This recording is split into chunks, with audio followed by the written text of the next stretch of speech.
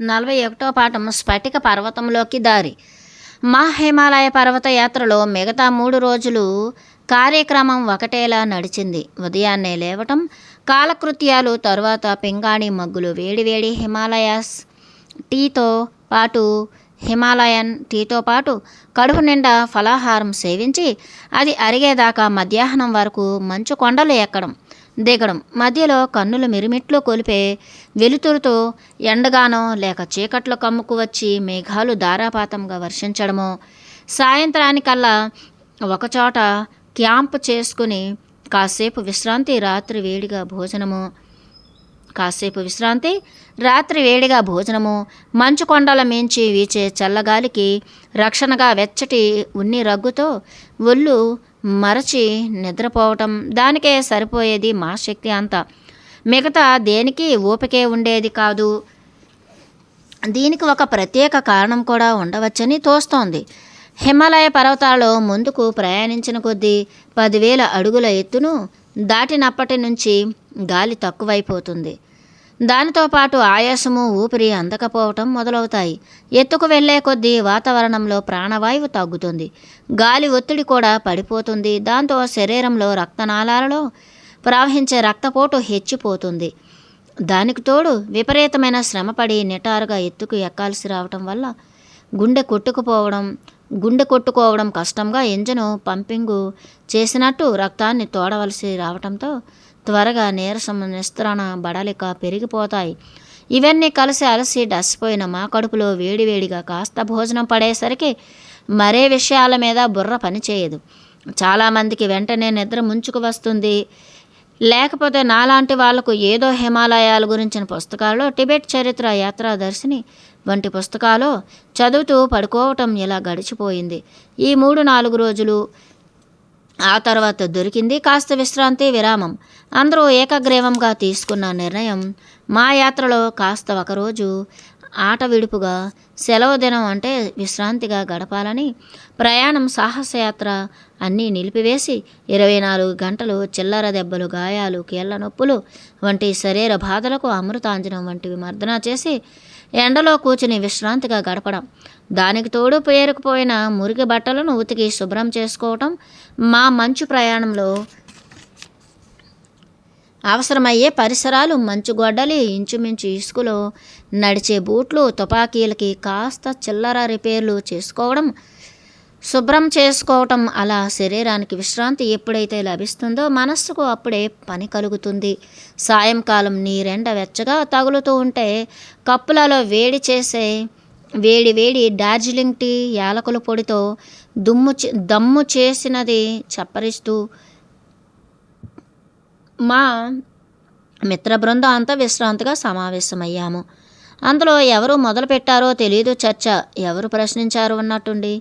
స్ఫటిక పర్వతం అన్న పేరుతో ఈ హిమాలయాలలో రహస్య ఆధ్యాత్మిక కేంద్రం వంటిది ఎక్కడ ఉన్నదో దయచేసి మీకు తెలిసిన రహస్యాలు చెప్పండి. మీరే మాకు మార్గదర్శకులు.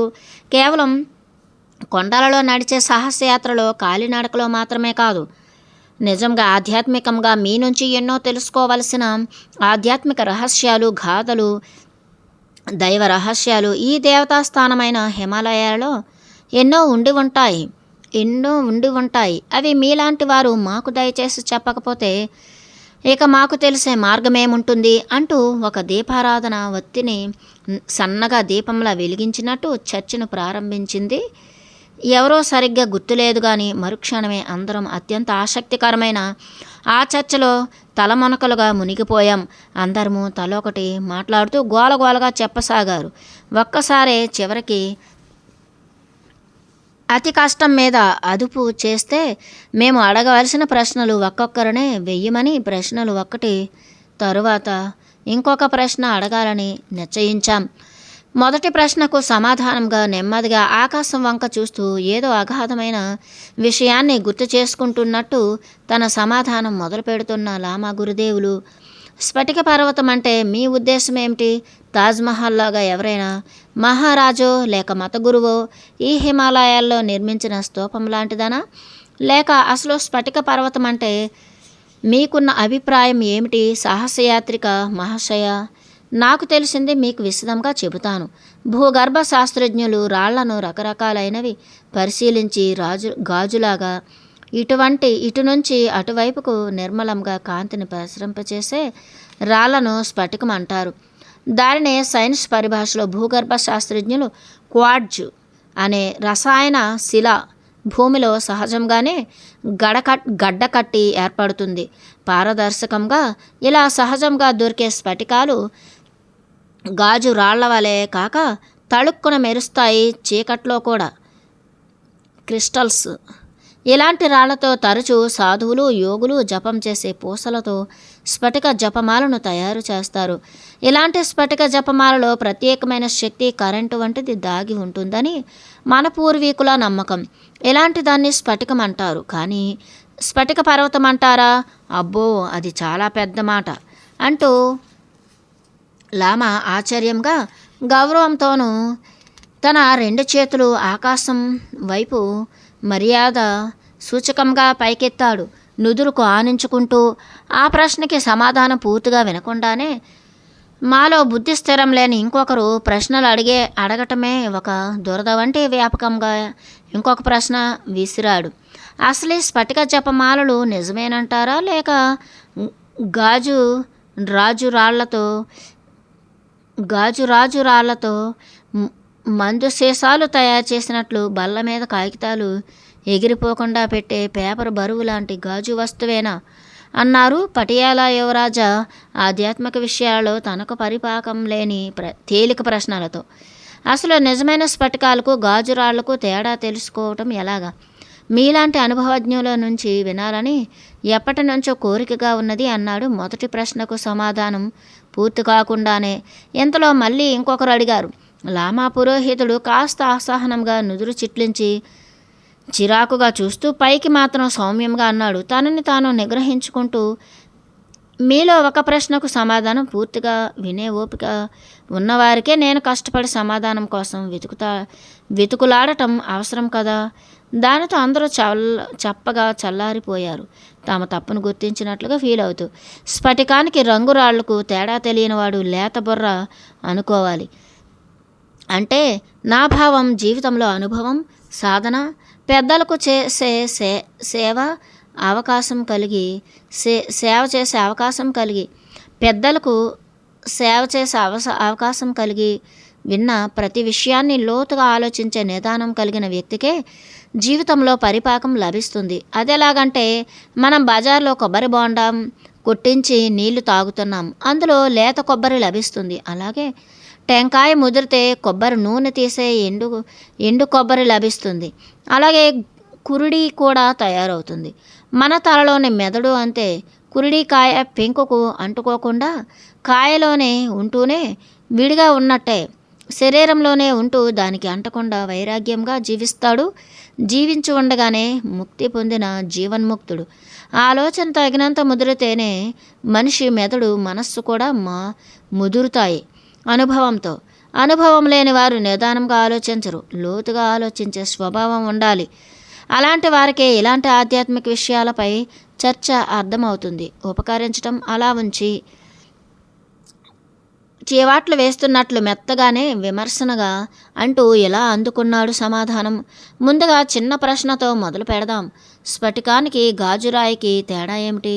స్ఫటికం సజీవమైంది, గాజురాయి ప్రాణం లేనిది, నిర్జీవం. అంటే స్ఫటికంలో ఒక కరెంటు వంటి అయస్కాంత శక్తి, ఆకర్షణీయమైన తేజస్సు దాగి ఉంటాయి. అదెలా తెలుస్తుంది? మళ్ళీ ఓ తెలివి తక్కువ ప్రశ్న. అందరం చిరాకుగాను అసహనంతోనూ చూసాం అతడి వంక. ఆ వ్యక్తి తలదించుకున్నాడు. పేర్లు ఇవ్వటం లేదు. స్ఫటికంతో చేసిన పూసలు చీకట్లో కూర్చుని ఒకదానికి ఇంకొకటి గట్టిగా తాకించితే నిప్పు రవ్వలు చిటపటగా కనిపిస్తాయి. ఇది మొదటి గుర్తు. స్ఫటికం సజీవం అన్నాను కదా, ఇది రెండవ గుర్తు. అంటే స్ఫటికంలో ప్రాణం ఉంటుంది. సాలగ్రామ శిల మాదిరిగా రంధ్రం చేసిన కన్నం పొడివని స్ఫటికం ప్రాణశక్తితో గుండ్రంగా తిరుగుతుంది. సాలగ్రామ శిల మాదిరిగా గాజు రాళ్లలో ఇలాంటి సజీవమైన శక్తి ఉండదు.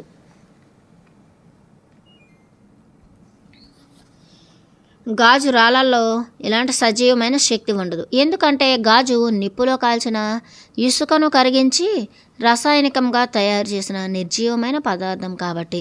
స్ఫటికంలో ఇంకొక రహస్యం కూడా దాగి ఉంది. సజీవమైన స్ఫటిక శిల నుంచి అయస్కాంత తరంగాల వంటి ఆధ్యాత్మిక తరంగాలు, రేడియేషన్ లాంటి అప్రకాశమైన కాంతి కిరణాలు ప్రసరించినట్టు ఆకాశంలోకి వ్యాపిస్తాయి. అందుకే ఈ స్ఫటికాలకి మనిషి మెదడు మీద, మనస్సు పైన, మన శరీరంలోని ప్రాణశక్తి మీద, అంటే క్రిస్టల్స్కు మన ప్రాణశక్తి మీద గొప్ప విద్యుత్ వంటి ప్రభావం కలిగి ఉంటుంది. అందుకే వైద్య శాస్త్రంలో కూడా డాక్టర్లు క్యాన్సర్ వంటి అసాధ్యమైన రోగాల చికిత్స కోసం ఈ స్ఫటిక శిలలను ఉపయోగిస్తున్నారు. ఈ సంగతి మన ప్రాచీన ఋషులకు, యోగులకు అనేక వేల సంవత్సరాల క్రితమే తెలిసిన రహస్యం. అందుకే స్ఫటికాలను పూజా వస్తువులుగా భావించారు. మీలో చాలామంది చూసే ఉంటారు, స్ఫటికంతో చేసిన శివలింగాలు, గణపతి విగ్రహాల వంటి పవిత్ర పూజా వస్తువులు అనేక శంకర పీఠాలలో కూడా అభిషేకించి పూజిస్తారు. వాటి నుంచి జ్ఞానశక్తి తరంగాలు మన శరీరంపై ప్రవహించి ప్రాణశక్తి ప్రసారాన్ని ఉత్తేజపరచి శరీరానికి శక్తి వంటిది ప్రసారం చేస్తుంది.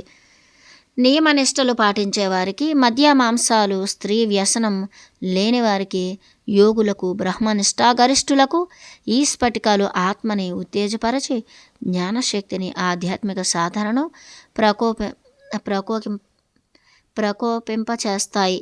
అందుకనే హిమాలయాలలోని అనేక లామా శరీరాల్లోనూ, టిబెటన్, మంగోలియన్, జపనీస్, చైనా దేశాలలోనూ స్ఫటికాలను పూజించి గౌరవిస్తారు, నమస్కరిస్తారు. ఎందుకంటే స్ఫటికం ఆధ్యాత్మిక కేంద్రం. ఒక స్ఫటిక జపమాలలోని స్ఫటిక పూసకి అంత శక్తి ఉంటే ప్రపంచంలోకెల్లా ఎత్తైన హిమాలయ పర్వతాలలో సహజంగా స్ఫటికంతో ఏర్పడిన స్ఫటిక పర్వతం కనుక ఉంటే ఇక చెప్పేదేముంది? లామా మహాశయ, ఒక చిన్న ప్రశ్న అడగవచ్చా అంటూ అలెగ్జాండర్ నోట్విచ్ సౌమ్యంగా అడిగాడు. అడగండి అన్నాడు సౌమ్యంగా లామా. స్ఫటిక పర్వతం, వాటిలోని గాజు వంటి లక్షణం వల్లనే మనిషి వాటిని విలువైన వస్తువులుగా భావిస్తున్నాడా? అసలు ఈ స్ఫటికంలో విశిష్టత ఇంకేమైనా ఉందా? వేదాంత పరంగా, ఆధ్యాత్మిక పరంగాను స్ఫటికం కాంతిని ప్రసారం చేస్తుంది తనలోంచి. అందుకే స్ఫటికం నిర్మలత్వానికి, స్వచ్ఛతకు గుర్తు. మనస్సు నిర్మలమైతే అది జ్ఞానానికి సూచన కదా. మనస్సు నిర్మలమైతే ఆ తర్వాత నిశ్చలమవుతుంది. అదేలాగానంటే నీళ్లు స్ఫటికంలాగే నిర్మలం, కానీ చంచలం. అంటే క్షణం సేపు కూడా గాలికి కదలకుండా, అలలు లేకుండా నిశ్శబ్దంగా ఉండలేవు. అలా నిత్యం కదిలే నీటి వంటిది మనస్సు నిర్మలమైతే నిశ్చలమవుతుంది. నిశ్చలము నిర్మలము అయినదే స్ఫటికము. అందుకే స్ఫటికం చంచలం కాదు, నీళ్ళవలే. అంటే స్ఫటికం అచలం, కాలానికి చలించదు, కాలంలో మారదు. నిశ్చల సమాధి స్థితికి చేరిన బుద్ధి స్ఫటికంతో సమానం. నిశ్చల సమాధి స్థితికి చేరిన బుద్ధి స్ఫటికంతో సమానం. అందుకే స్ఫటిక శివలింగానికి అంత ప్రత్యేకత. మంచులింగం అమరత్వానికి ఎలాంటి గుర్తు? అమరనాథుని గుహలో శ్రావణ పూర్ణిమ నాడే మంచులింగం ఎలా ఏర్పడుతుందో అది యోగ సమాధికి గుర్తు, ఆధ్యాత్మిక సాధనకు సూచిక. అందుకే కర్కాటక రాశిలో వచ్చే పౌర్ణమి నాడు, శ్రావణ పౌర్ణమి రోజున ఈ హిమాలయాలలోని అమరనాథుని గుహలో మంచులింగం సహజంగానే ఏర్పడుతుంది. శ్రావణ పౌర్ణమిగానే అది కరిగిపోతుంది. అంటే ఏమిటి దాని అర్థం? భగవంతుని అవతారం ప్రపంచంలో ఎప్పుడూ అరుదుగా కానీ ఈ భూమి మీద అవతరించదు. మళ్ళీ ఆధ్యాత్మిక సాధన తగ్గిపోగానే అది మంచులింగంలాగా కరిగిపోతుంది, అమరనాథుని గుహలోని మంచులింగంలాగా. కానీ మన స్ఫటికలింగం అలా కరిగిపోదు. స్థిరంగా శాశ్వతత్వాన్ని పొందిన ఆత్మ సాక్షాత్కారానికి సూచనగా, ఆత్మ యొక్క నిర్మలత్వానికి గుర్తు. అదేవిధంగా శ్రీచక్రం శక్తికి చిహ్నం. ప్రత్యేకించి స్ఫటిక శ్రీచక్రం శుద్ధ జ్ఞానంతో ఏర్పడిన శుద్ధ శక్తి స్వరూపిణి అయిన జగన్మాతకు సూచిక. అదే ఘనీభవించిన పరాశక్తి. అంటే పారదర్శకమైన నిర్మలమైన శక్తి. అటు జ్ఞానశక్తిలో ఉన్న నిర్మలత్వము, ఇటు క్రియాశక్తికి ఉన్న సామర్థ్యము రెండో కలిగే శక్తిలో సామాన్యంగా ఉండే దోషాలైన అహంకారము, గర్వము లేనట్టి దైవత్వము. కాబట్టి శుద్ధశక్తి స్వరూపమైన ఆది పరాశక్తికి చిహ్నం. అదలా ఉంచండి. అచలం అనగా చలనం లేనిది, నిశ్చలం అంటే దానికి కొండ అని కూడా అర్థం. పర్వాలు కలిగింది కనుక పర్వతం. పర్వాలు కలిగింది కనుక పర్వతం. కాలచక్రంలో పౌర్ణమి, అమావాస్యలే పర్వాలు. అదేవిధంగా సముద్రంలో ఏర్పడే ఆటుపోట్లు కూడా పర్వాలే కదా. కాలానికి ధర్మం, అధర్మం, ఆటుపోట్లు వంటివి. కాలానికి ధర్మం, అధర్మం, ఆటుపోట్ల వంటివి. పర్వములు కలిగినదే పర్వతము. ఇలాంటి పర్వతమే స్ఫటికం. అంటే కాలంలో శుద్ధి చేయబడి జ్ఞానంతో ఘనీభవించి నిర్మలమైన ప్రేమ, శుద్ధ జ్ఞానము రెండు ఐక్యమైతే అదే దైవ ప్రేమ. ఈ ప్రపంచంలో యుద్ధాలు, రక్తపాతాలు, స్వార్థము, హింస నిర్మూలించి నిర్మలమైన దైవ ప్రేమను చేరుకుంటేనే స్ఫటిక పర్వతం ఎక్కడ ఉన్నదో మనకి ఆచూకీ లభించే కాలం వచ్చినట్టు. అదే శుద్ధ సత్యయుగంలోని సత్యకాలం యొక్క అంతర్దశ.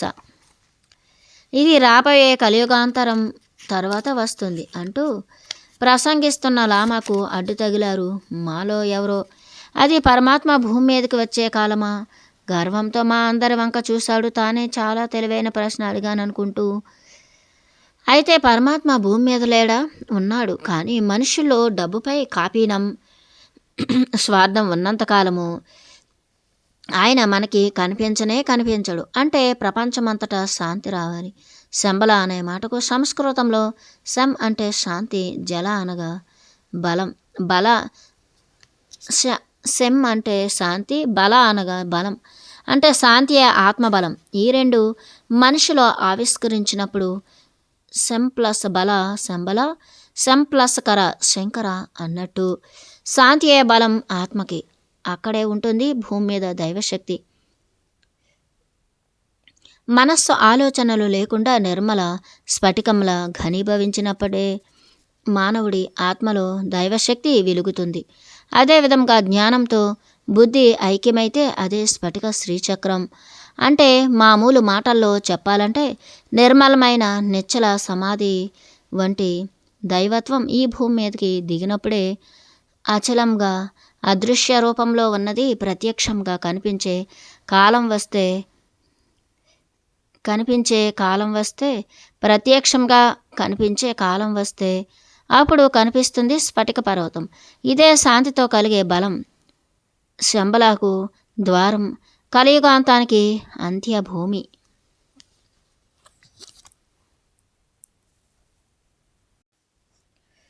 మరి ఈ స్ఫటిక పర్వతానికి చేరుకునే రహస్య గుహ నుండి లోపలికి ప్రవేశించే ద్వారం ఎలా కనుక్కోవడం అడిగాడు నికోలస్ రోరిచ్.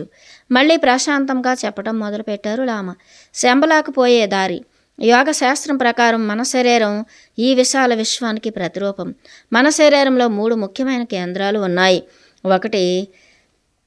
ఒకటి ఆలోచనలకు స్థానమైన మెదడు, ఇది మనస్సుకు నివాసం.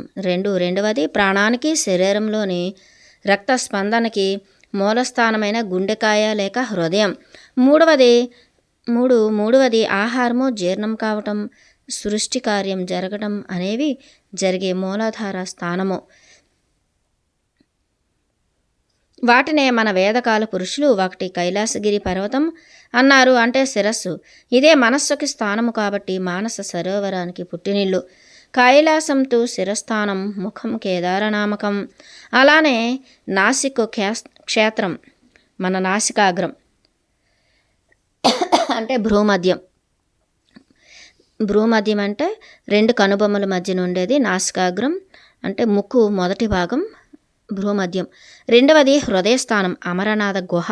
ఇక్కడ మంచులింగము, హృదయంలోని ఆత్మజ్యోతియే మూర్తి కట్టి వెలిగే జ్యోతిర్లింగము. ఈ ఆత్మ దర్శనమిచ్చే హృదయ గుహయే అమరనాథ గుహ.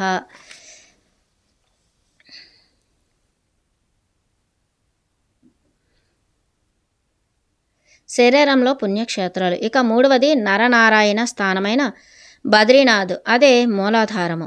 ఇక్కడ నుంచే మలమూత్ర విసర్జన మానవునికి సృష్టి కార్యక్రమముల కామకోటి కేంద్రము.